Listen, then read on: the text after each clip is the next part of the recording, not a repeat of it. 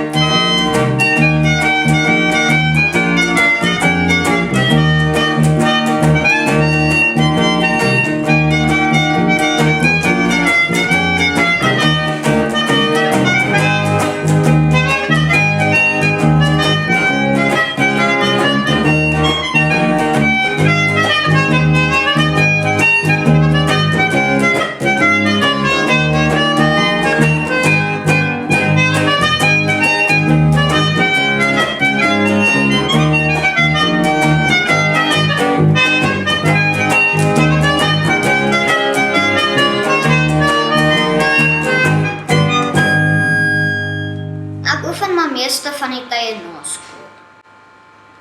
En hoe lank baie? En ek oefen so van 3 tot 5 minute met een instrument.